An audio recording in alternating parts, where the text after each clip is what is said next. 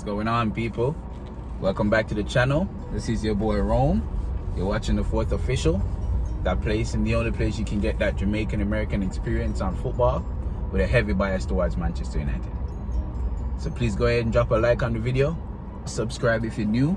So people just leaving work and decided that there's no way I can let a few hours pass before interacting with YouTube again about a few things that's been happening over the past couple of days. But before we get into it, people, let's just hit on the elephant in the room.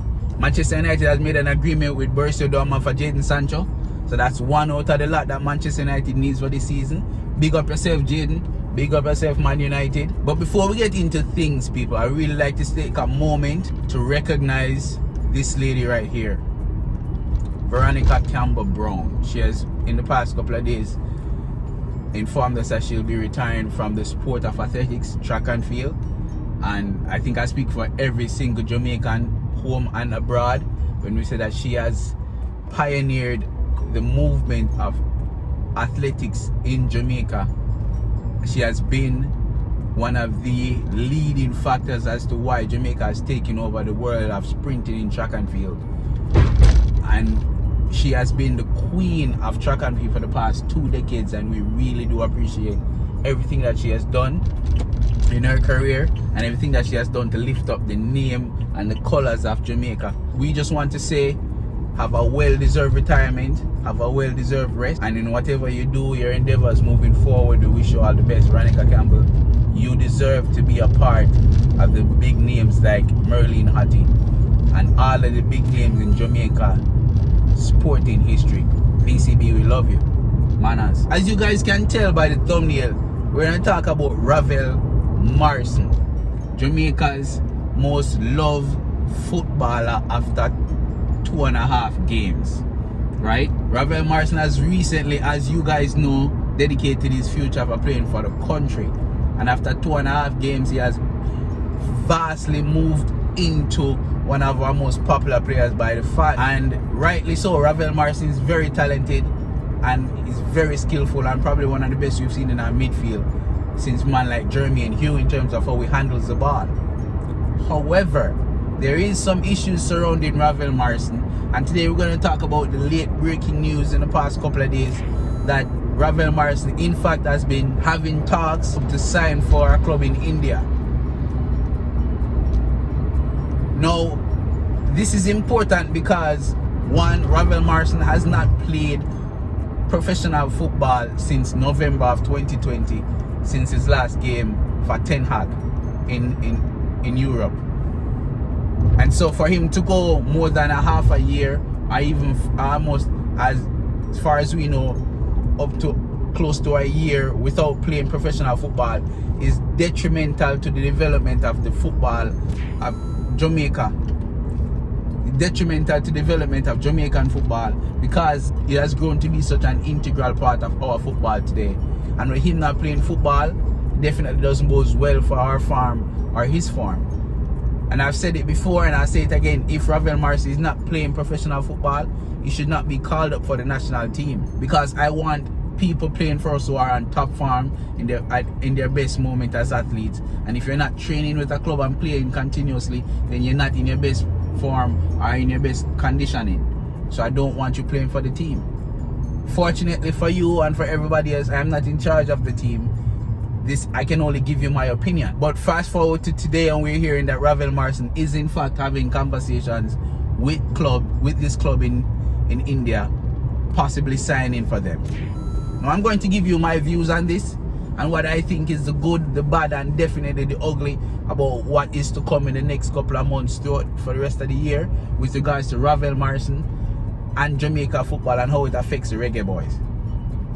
And I want you guys to interact with me and tell me in the comments, tell me how you think my point of view, or if you agree with what I'm saying, or if you don't agree with me. Share this with your friends, with your family who you think are following the Reggae Boyz, fans of Reggae Boyz football, and let me know what they think as well. And don't forget, if you're brand new, drop a subscribe and beat up the subscribe button downstairs. Alright. So if in fact Ravel Morrison is talking to this club about signing for this in this Indian league, that means that Ravel Morrison if he signs for this club, will start playing football in November of this year. Now the good thing about that is we now have a Ravel Morrison who will be playing professional football. So here's your good news.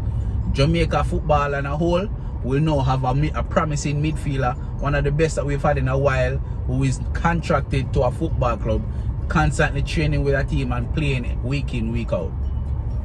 Now, without talking about the quality of the Indian League, I understand there's a lot of money involved in it, so the quality must be good as well.